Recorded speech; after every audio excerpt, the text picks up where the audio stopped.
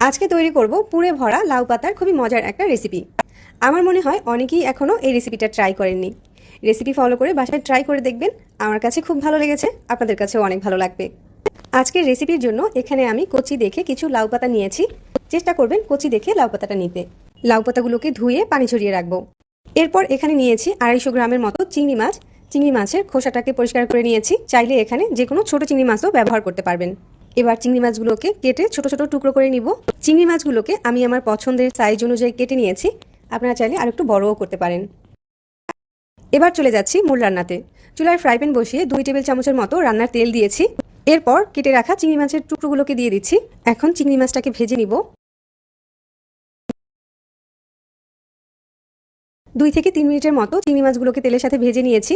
এই সময় দিয়ে দিচ্ছি 1/4 কাপ পেঁয়াজ কুচি, 4-5টার মতো কাঁচামরিচ ফালি, লবণ দিব পরিমাণ মতো। পেঁয়াজটাকে চিংড়ি মাছের সাথে 2-1 মিনিটের মতো ভেজে নিব। পেঁয়াজটাকে ভেজে নরম করে নিয়েছি। এরপর এর সাথে দিয়ে দিচ্ছি 1/2 চামচ পরিমাণ হলুদ গুঁড়া, 1 চামচ লাল মরিচের গুঁড়া, 1/4 চা চামচ ধনিয়ার গুঁড়া। আবারও এই গুঁড়া মশলাগুলো দেওয়ার পরে নেড়েচেড়ে চিংড়ি মাছটাকে ভেজে নিব 2-1 মিনিটের মতো। চিংড়ি মাছটাকে ভালোভাবে ভেজে নিয়েছি। এগুলোকে এখন ফ্রাই প্যান থেকে তুলে নিব। চিংড়ি মাছটাকে পুরোপুরি ঠান্ডা করে তারপর এর সাথে দিয়ে দিচ্ছি কাঁচামরিচ সহকারে বেটে রাখা 1 টেবিল চামচ পরিমাণ সরিষা, 2 টেবিল চামচ পরিমাণ নারকেল বাটা। কেউ চাইলে নারকেল বাটাটা স্কিপ করতে পারেন। 1 টেবিল চামচ দিচ্ছি সরিষার তেল। একসাথে সবকিছু মিশিয়ে নিব। তারপর এটাকে একটা সাইডে রেখে দিব। অন্য একটা বাটিতে নিচ্ছি 1/4 কাপ পরিমাণ বেসন। বেসনের সাথে 1/2 চামচ দিচ্ছি হলুদ গুঁড়া, 1 চামচ দিচ্ছি মরিচ গুঁড়া, পরিমাণ মতো লবণ দিয়ে দিব। এবার এই শুকনো উপকরণগুলোকে একসাথে মিশিয়ে নিব। এরপর অল্প অল্প করে পানি দিয়ে একটা ঘন ব্যাটার তৈরি করে নিব। ব্যাটারের ঘনত্বটা একটু দেখিয়ে দিচ্ছি। চুলায় আবারও একটা ফ্রাই প্যান বসিয়ে কিছুটা পানি ফুটিয়ে নিয়েছি, সাথে কিছুটা লবণ দিয়ে দিয়েছি।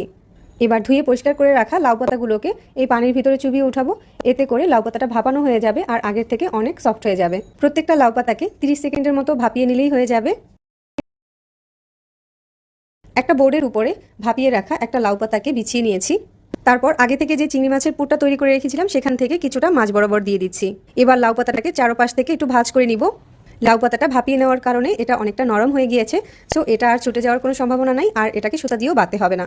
ঠিক একইভাবে সবগুলোকে তৈরি করে নিব। এরপর পুরে ভরা লাউ পাতাটাকে বেসনের গোলার ভিতরে চুবিয়ে উঠাবো।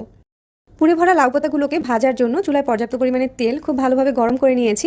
এরপর বেসনে ডুবানো লাউ পাতাগুলোকে তেলের উপরে দিয়ে দিব। মিডিয়াম আঁচে এগুলোকে ভেজে নিব। একটা সাইড ভাজা হয়ে গেলে এটাকে উল্টে দিব। অপর সাইডটাতেও এরকম সুন্দর একটা কালার আসা পর্যন্ত অপেক্ষা করব। তো পুরে ভরা লাউ পাতাগুলোকে ভাজতে আমার প্রায় 6 থেকে 7 মিনিটের মতো সময় লেগেছে। দুটো সাইডেই খুব সুন্দর একটা কালার চলে এসেছে। এখন এগুলোকে তেল ঝরিয়ে উঠিয়ে নিব। গরম গরম ভাতের সাথে পুরে ভরা লাউ পাতার এই রেসিপিটা খেতে কিন্তু অনেক বেশি ভালো লাগে। বাসায় তৈরি করবেন আর আমাকে কমেন্ট করে জানাবেন যে আপনাদের কাছে কেমন লেগেছে। আমার এরকম আরও সহজ আর মজার রেসিপিগুলো পেতে আমার চ্যানেল সাবস্ক্রাইব করবেন আর ফেসবুক পেজটাও ফলো দিয়ে রাখবেন। সবাই অনেক বেশি ভালো থাকবেন। আল্লাহ হাফেজ।